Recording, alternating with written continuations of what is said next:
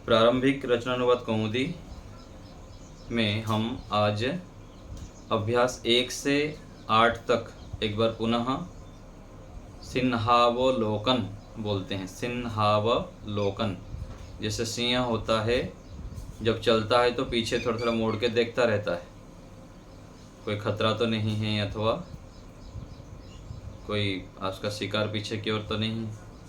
तो ऐसे ही जो भी हम पढ़ते हैं सुनते हैं उसको पीछे से एक बार बीच बीच में देखना होता है, पुनरावृत्ति करनी होती है, नहीं तो आगे बढ़ते रहते हैं और पीछे छोड़ते रहते हैं।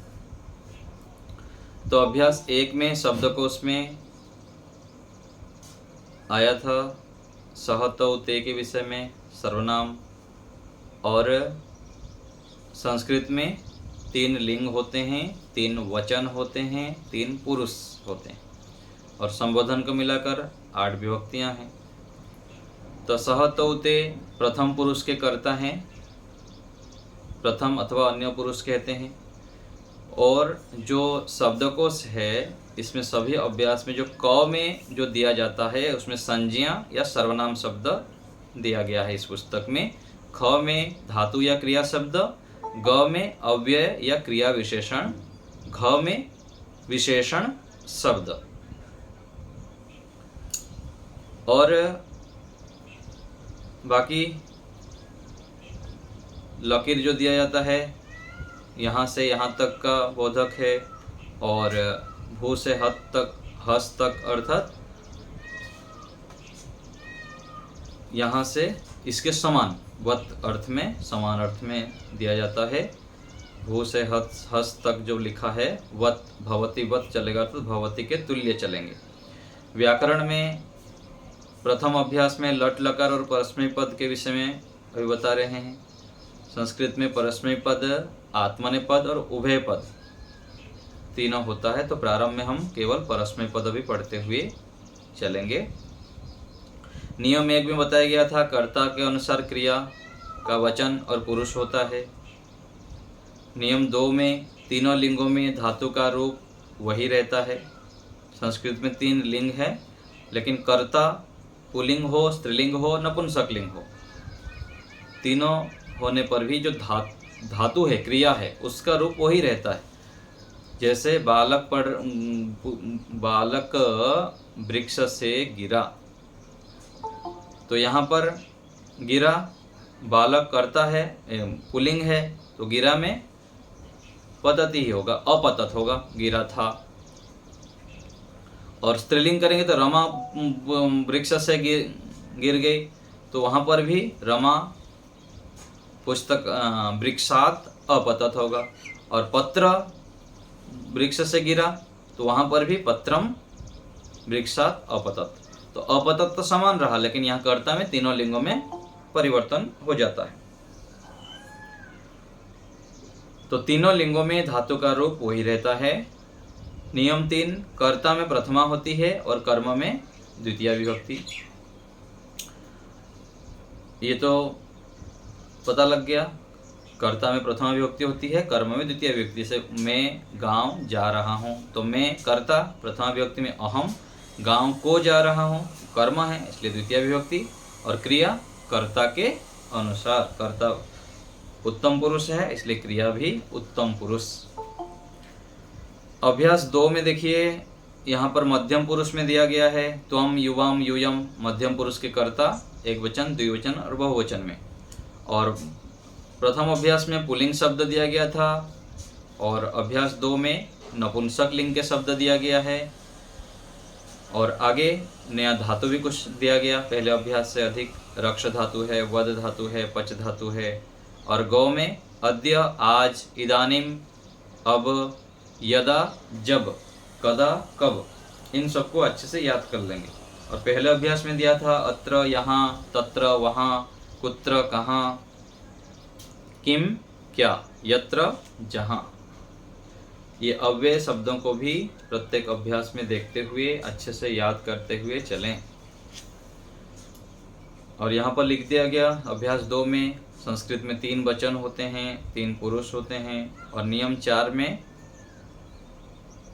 कहा गया है अपदम न प्रयुंजित, बिना प्रत्यय लगाए संस्कृत में प्रयोग नहीं करेंगे। यदि बिना प्रत्यय लगाए प्रयोग करेंगे तो वो गलत हो जाएगा। यहाँ घर है तो यहाँ अत्र गृह अस्ति यदि कहेंगे तो गलत हो जाएगा। प्रत्यय लगा के गृहम अस्ति, तो गृहम, पुस्तकम, रामः, बालकः, तो सभी जगह पर विसर्ग लगाएंगे। जो विसर्ग लगता है अथवा विभक्ति जो लगते हैं उसको प्रत्यय लगकर वो बना हुआ है मूल शब्द के साथ। तो कभी भी संस्कृत में जो प्रयोग करेंगे तो वहाँ पर प्रत्यय लगाकर ही प्रयोग करेंगे। केवल पठ नहीं बोल सकते हैं, मैं पढ़ रहा हूँ, अहम पठ, ऐसे नहीं बोल सकते, ठीक है ना। ऐसे लगाने से वो गलत हो जाता है। रजनीकांत जी कुछ बोल रहे हैं? आचार्य जी, विसर्ग को प्रत्यय बोलते हैं? नहीं, विसर्ग को प्रत्यय नहीं कहेंगे। जो विसर्ग लगा है ना, विसर्ग लगा है, अह लगा है, औ है, आहा, ये सब प्रत्यय के लग के हुआ है। मूल प्रत्यय तो अलग है, सु औ जस, अम औ सस, ताभ्याम भीस, घसीभ्याम घस, ऐसे प्रत्यय है। 21 प्रत्यय होता है शब्द रूप के लिए, है ना। तो ये जब आगे विस्तृत व्याकरण पढ़ेंगे तो वहाँ पर आता है। जैसे राम जमा सु लगा, सु प्रत्यय लगकर रामः, सु का उ लोप हो गया, फिर स का हलंत हट गया, स का फिर विसर्ग रह गया। ऐसे व्याकरण के सूत्र लग के विसर्ग होता है। तो सु प्रत्यय है, सु को फिर विसर्ग हो जाता है। ये सब संधि नियम आदि लग के प्रत्यय से अलग अलग व्याकरण के सूत्र लगकर अष्टाध्याय के। तो ये जो विसर्ग लगता है, औ अह है, औ आहा, ये सब प्रत्यय मूल प्रत्यय से परिवर्तन होते होते यहाँ पर अंतिम स्टेज में ये है।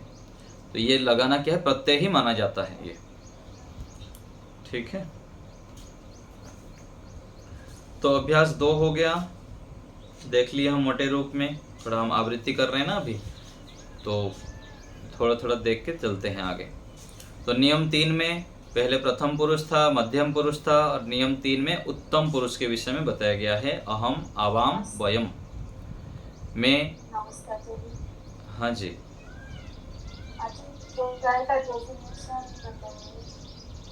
जोर से बोलिए।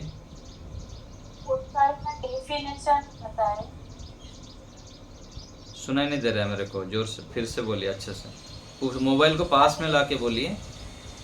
का डेफिनेशन बताएं। प्रत्यय हाँ, प्रत्यय जैसे धातु से एक प्रत्यय लेकर प्रयोग होता है। प्रत्यय एक नामकरण दे दिया गया कि इसको हम प्रत्यय कहेंगे, है ना। तो प्रत्यय जो है एक नामकरण दे दिया गया कि ये जैसे धातु, पठ, हस, गम, इनको धातु कहा गया। धातु अर्थात मूल शब्द से, मूल क्या कहेंगे, धातु की परिभाषा लिखा गया था ना बोर्ड में, उसको क्या कहेंगे, जब कोई क्रिया बनता है उससे जो मूल शब्द को, मूल जो क्रिया है, क्रिया के जो मूल, इसको धातु कहते हैं। एक डेफिनेशन था बोर्ड में, आपको लिखाया गया था, वहाँ पर हो सकता है प्रत्यय का भी लिखा होगा, किसी को याद हो तो बता सकते हैं, जो पहले लिखाया गया था ना। तो एक नामकरण दे दिया गया, इसको हम प्रत्यय कहेंगे, इसको धातु कहेंगे, और इसको अव्यय कहेंगे, इसको सर्वनाम कहेंगे। तो संज्ञा से, संज्ञा के बदले में जो प्रयोग किया जाता है उसको सर्वनाम कहते हैं। तो ऐसे ही प्रत्यय उससे कहेंगे कि धातु से,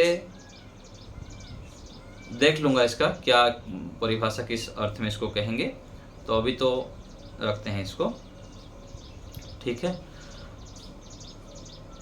तो आगे देखिए, ये अभ्यास 3 हम देख रहे हैं कि अहम, आवाम, वयम उत्तम पुरुष के करता है। और आगे यहाँ पर अभ्यास 3 में आकारांत शब्द दिया हुआ है। आकारांत शब्द, प्रमा, लता, कथा, ये सब आकारांत शब्द है। आगे ख में यहाँ पर गम धातु जैसे जाने अर्थ में होता है, आगम धातु आने अर्थ में है, दृश्य धातु देखना, स्था धातु रुकना अथवा बैठना, पा धातु पीना, घ्रा धातु सूंघना, सद धातु बैठने अर्थ में, और ग इतः यहाँ से इधर, मैं यहाँ से जा रहा हूँ, वह यहाँ से जा रहा है, तो यहाँ से अथवा इधर के लिए इतः प्रयोग करेंगे। वह इधर आ रहा है तो सह इतः आगच्छति, ततः वहाँ से, यतः जहाँ से, कुतः कहाँ से। इसको अच्छे से मस्तिष्क में बिठा लेंगे। कभी भी पूछा जाएगा वहाँ से का संस्कृत क्या है तो याद रहना चाहिए। ये सरल है। देखिए, अत्र यहाँ, इतः यहाँ से, तत्र वहाँ, ततः वहाँ से, यत्र जहाँ, यतः जहाँ से, कुत्र कहाँ, कुतः कहाँ से। और यहाँ पर क्या दिया गया, वर्णमाला दिया गया। स्वर के विषय में स्वर अ आ ई से लेकर औ तक है। व्यंजन क ख ग से लेकर अनुस्वार विसर्ग तक है। कवर्ग, चवर्ग, टवर्ग, तवर्ग और पवर्ग। अंतस्थ किसे कहते हैं, य र ल व। अंतस्थ किसे कहते हैं बोलने से, क्या बोलेंगे, य र ल व को अंतस्थ कहते हैं। उष्म वर्ण किसे कहते हैं, स श स ह। और अनुनासिक अनुस्वार को कहते हैं। तो वर्ग के प्रथम अक्षर कहने से क च ट त प, द्वितीय अक्षर ख छ ठ थ फ। तो ऐसे वर्ग के जो पहला अक्षर है उसको वर्ग के प्रथम अक्षर, द्वितीय अक्षर, तृतीय अक्षर, ऐसे अलग अलग नाम से जानेंगे। तो संधि आगे जब हम पढ़ेंगे वहाँ पर ये हमको समझ में आएगा। आगे है अजहीनम परेण संयोज्यम। हल व्यंजन आगे स्वर से मिल जाता है। तो अहम अद्य ये भी बोल सकते हैं और अहम अद्य भी बोल सकते हैं। जब आगे स्वर होता है तो म हलंत लगा के भी प्रयोग हो सकता है अथवा जोड़ के भी म के साथ अ जोड़ देंगे और प्रयोग कर सकते हैं। जैसे आगे और एक दिया गया त्वम इदानिम, त्वमिदानिम भी कह सकते हैं और त्वम इदानिम दोनों लगा सकते हैं, कोई त्रुटि नहीं है। करमवीर जी बोलिए। नमस्ते। बोलिए। इस पर तय तरीके से ये पूषण बोलते हैं, पूषण जी, इसको कैसे बोलेंगे, इससे थोड़ा सा ना टाइम लगता है किसी हिसाब से भी। मूर्धन्य स बोलते हैं, उसको मूर्धा से उच्चारण करते हैं, ठीक है। हाँ, दंत से दांत से उच्चारण होता है और मूर्धन्य स मूर्धा अर्थात जो मुख में पर्सन है ना, मुख का अंदर का भाग, वहाँ पर एक होता है तालु और अंदर थोड़ा बोलते हैं मूर्धा बोलते हैं, है ना। जैसे ट का उच्चारण करते हैं, जीव जाके वहाँ स्पर्श करता है तो उसको मूर्धन्य स कहते हैं। तो मूर्धन्य स के लिए ऐसे ट बोलते हैं, वहाँ ऐसे ही श ट श उच्चारण के समय ध्यान देनी पड़ती है तब तो उसका उच्चारण। जैसे मतलब दुआ वाली से इसमें ज्यादा समय लगता है या जो दूसरी जैसे कौन वाली इसमें ज्यादा समय लगता है? समय की बात नहीं है, समय कोई उसमें महत्व नहीं रखता है। मुख्य बात है कि स्पर्श करना। दांत से जो बोलते हैं तो दंत स होता है, सरल, संतोष, तो जो बोलते हैं तो दांत से उच्चारण होता है ये। और तालवे स्व तालु, ये जो मुख के अंदर ऊपर के भाग है उसको तालु कहते हैं। तो च स विशेष थोड़ा ध्यान देंगे तो समझ में आता है कि यहाँ से उच्चारण करना है, ठीक है ना। और ऐसे ही मूर्धन्य स जो बोलते हैं ट ट ट जो बोलेंगे ना तो ध्यान देंगे तो समझ में आएगा मेरा जो जीवा है कहाँ जाके लग रहा है। ट ट ऐसे ही श श। तो ये उच्चारण का विशेष अभ्यास करनी होती है। तो ऐसे तो छोटे आयु से ही माता पिता गुरुजनों को सिखाने का विधान है।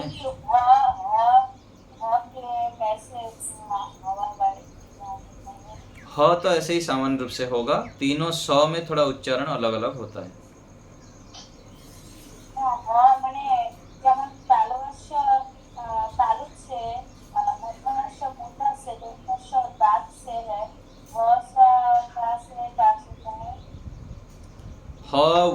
ये तो कोई नहीं, ऐसा तो सामान्य रूप से उच्चारण हो ही जाता है, ह है व, सामान्य रूप से हाँ ये सब सामान्य रूप से उच्चारण होता है। तीनों सौ में थोड़ा विशेष ध्यान रखनी पड़ती है कि उच्चारण अलग अलग करना है। ठीक है, तो अभ्यास 4 देखिए, यहाँ पर क्री धातु और अस धातु दिया है। क्री धातु भू धातु से थोड़ा सा अलग चलता है और अस धातु भी उस प्रकार से याद कर लेंगे, क्री धातु और अस धातु।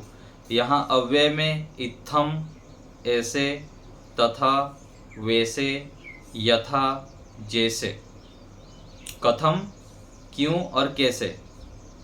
यहाँ ध्यान रखिए, क्यों और कैसे दोनों के लिए कथम का प्रयोग होता है। अपि, भी, न अर्थात नहीं, च और, एव, ही, इन शब्दों को अच्छे प्रकार बुद्धि में बिठाना है। वाक्य बनाते समय यहाँ पर क्या लगाना है, भी के लिए क्या लगाना है, वैसे के लिए क्या लगाना है, फिर अधिक सोच में नहीं पड़ना है, बार बार मस्तिष्क में बिठाना है कि ऐसे ये कैसे होगा, किस प्रकार से इसको मस्तिष्क में बिठाएंगे। एक एक शब्द को लेके 5-10 वाक्य बना लें। इत्थम, मैं ऐसे खाता हूँ, वह ऐसे पढ़ रहा है, वह ऐसे जा रहा है, तुम ऐसे खा रहे हो। तो ऐसे को लगा कि 5-10 वाक्य बना दीजिए। और वैसे, तथा, वह वैसे करता है, वह मैं वैसे करता हूँ। तो इनको लगा के वाक्य बना लेने पर फिर आपको याद हो जाएगा। एक्चुअली अव्यय शब्दों का ही शब्दरूप होता है। अव्यय शब्द रूप नहीं होता है, उसका रूप नहीं चलता है। अव्यय अपने आप में अलग है, तीनों लिंगों में वही रहता है, कुछ भी इसमें परिवर्तन नहीं होता है अव्यय में। तो आगे संख्या है, एकः, द्वौ, त्रयः, चत्वारः आदि। और इसमें बता दिया कर्ता ने कर्म को करण ने से द्वारा, संप्रदान के लिए अपादान से, इन सबको याद कर लेंगे। संस्कृत में च और का प्रयोग एक शब्द के बाद होता है, ये समझ में आ गया। राम और कृष्ण जो बोलते हैं, हिंदी में बीच में और लगाते हैं और संस्कृत में और का प्रयोग बाद में होता है। रामः कृष्णः च, च का प्रयोग बाद में होता है। अभ्यास 5, अभ्यास 5 में भवान शब्द है पुल्लिंग के लिए, भवती है स्त्रीलिंग के लिए। इसको भी याद करना है, पीछे दिया हुआ है, इसको याद कर लेंगे। जनकः पिता, पुत्रः पुत्र, उपाध्यायः गुरु, ये सब सरल शब्द है। खाद धातु खाना, क्रीड धातु खेलना, पद धातु गिरना, स्मृति धातु स्मरण करना आदि।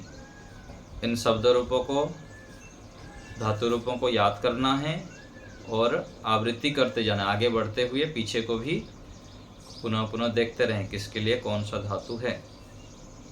नियम 7, कर्ता में प्रथमा विभक्ति होती है। नियम 8, किसी को संबोधन करने में संबोधन विभक्ति।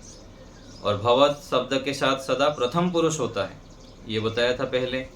त्वम के साथ तो मध्यम पुरुष होता है, तुम बोलते हैं तो, जब आप बोलते हैं तो प्रथम पुरुष क्रिया लगाएंगे। आप खा रहे हो, भवान खादति। आप जा रहे हो, भवान गच्छति। और तुम जा रहे हो तो त्वम गच्छसि, मध्यम पुरुष।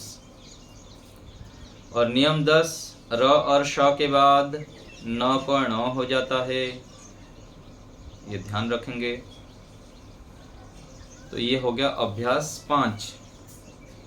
अभ्यास 6 में नपुंसक लिंग के शब्द दिया है, धनम, फलम, पत्रम आदि। और इसमें तुद धातु, इस धातु चाहना, अंतिम में सबको बोलने का, प्रश्न करने का अवसर रहेगा। बीच में बोलने लगेंगे सभी लोग तो फिर प्रवाह टूट जाएंगे। तो सभी आप लोग ध्यान रखें, कोई विशेष बात हो तो बीच में पूछें, नहीं तो अंतिम में 10 मिनट रहता है, 15 मिनट पूछ लेंगे वहाँ पर जितना भी पूछना होगा आपको। तो पहले सभी लोग देख लीजिए अभी तुद धातु दुग देना, पेंसिल लेके बैठिए, जहाँ जहाँ आपको डाउट होता है वहाँ राउंड कर दीजिए तुरंत। फिर बाद में जो शंका समाधान का रहेगा फिर आप क्रम से पूछते हुए चलेंगे। पेंसिल और रबर साथ में सभी लोग रखे रहें तो ये लाभ होगा। जहाँ पर आप अभ्यास भी कर रहे हैं, कभी कहीं पर डाउट हो रहा है तो वहाँ पेंसिल में राउंड कर दीजिए जहाँ समझ में नहीं आता है, बाद में फिर कक्षा में पूछ लिया करेंगे।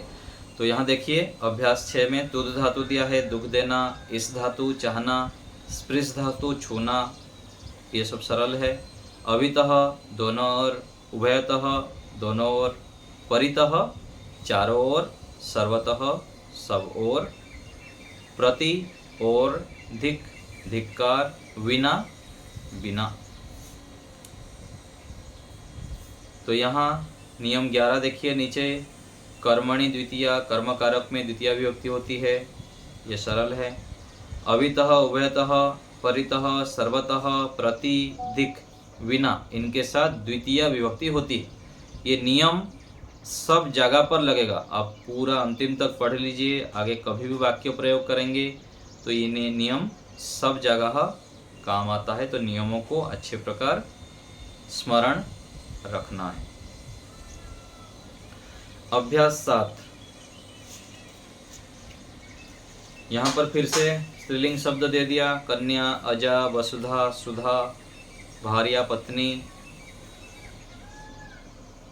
तो स्त्रीलिंग शब्द दे दिए। और नया धातु यहाँ पर है, चूर धातु, चिंत धातु, कथ धातु, तो ये सब थोड़ा सा भिन्न चल रहा है भू धातु से। चोरयति, चोरयतः, चिंतयति, कथयति। संस्कृत में 10 लकार होते हैं, इस पुस्तक में 5 लकार दिया है। 5 लकारों का नाम स्मरण कर लेंगे, लट लकार, लोट लकार, लंग लकार, विधिलिंग लकार और लृट लकार। लकारों को याद करना है और उसका अर्थ। इस अभ्यास में लंग लकार दिया है, लट हो गया, लोट हो गया और लंग लकार। नियम 13, गमन, चलना हिलना आदि धातुओं के साथ द्वितीया विभक्ति होती है। तो ये अभ्यास 7।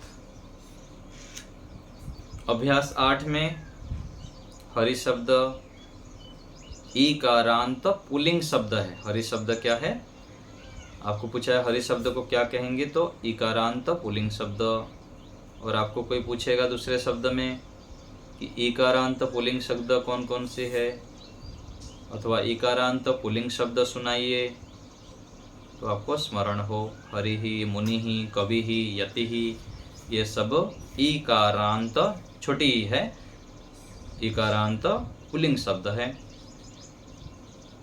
दीप धातु चमकना, जुआ खेलना, नृत्य धातु नाचना, नस धातु नष्ट होना, भ्रम धातु घूमना।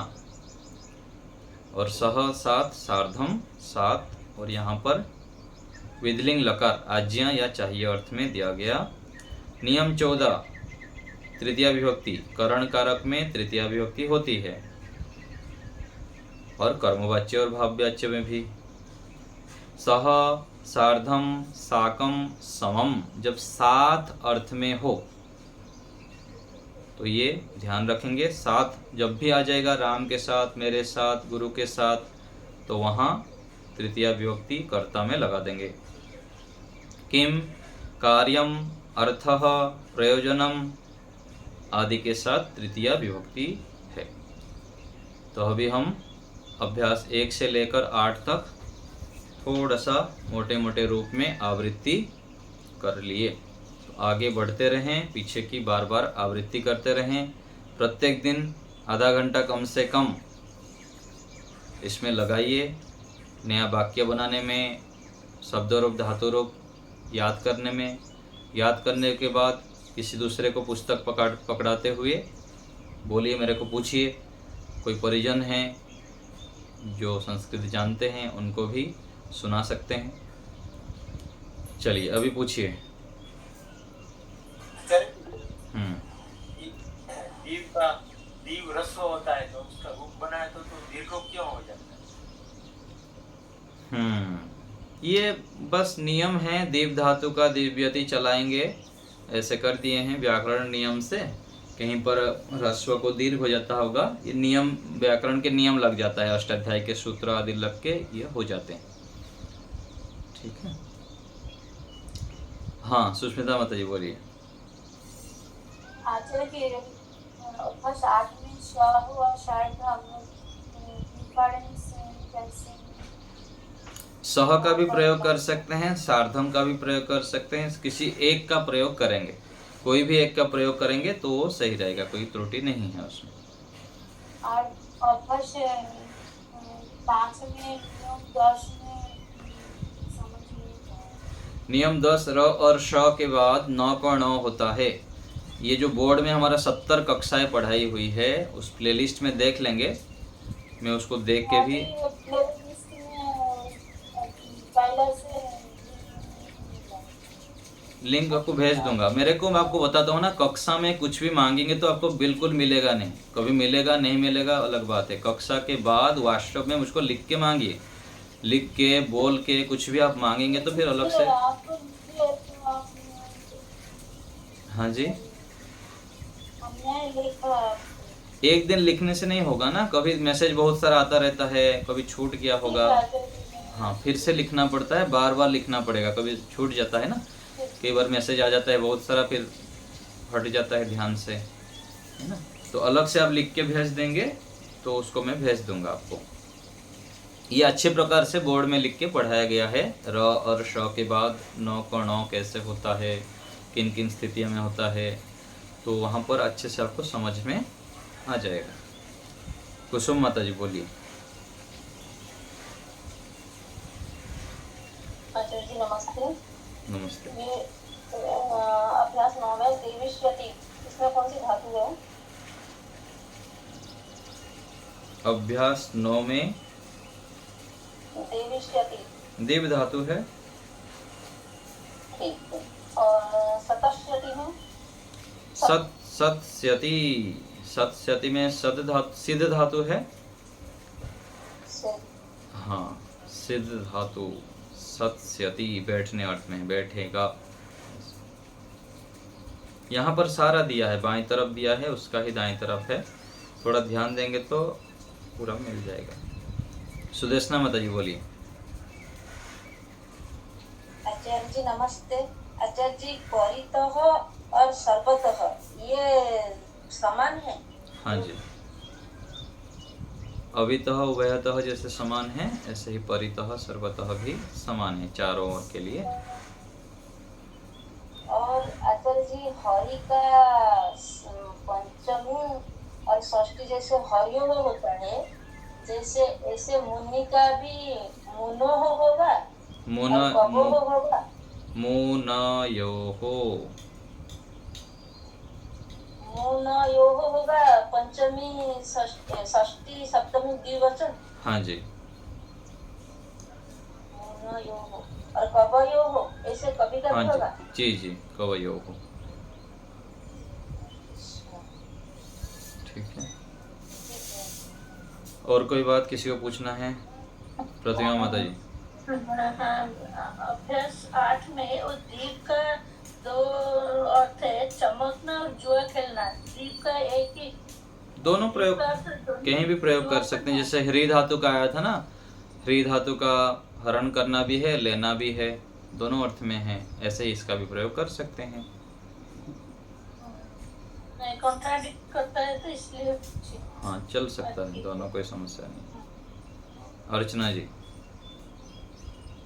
जी आचार्य जी, वो जो षष्ठी हरि का षष्ठी और सप्तमी तो हरियो होता है ना, तो वैसे मुनियो होगा। वहाँ पर देख लेंगे, संस्कृत जो होगा ना संक्षिप्त रूप दिया होगा, उसके अनुसार वहाँ देख लेंगे कैसे आएगा। हरि शब्द में क्या दिया है संस्कृत रूप में, ये है ओहो दिया है ना, तो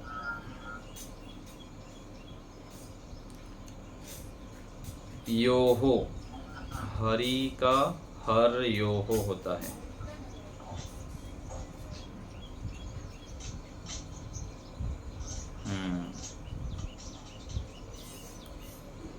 हर हरी, हर का ई ही लगता है ना, हर हरी का ई ही विसर्ग यो हो, तो मूल हर का हर यो हो जाता है, तो कब यो हो होना चाहिए, ई हट जाता है ना, तो वो भी हलंत हो जाएगा, कब यो हो, मुन यो हो,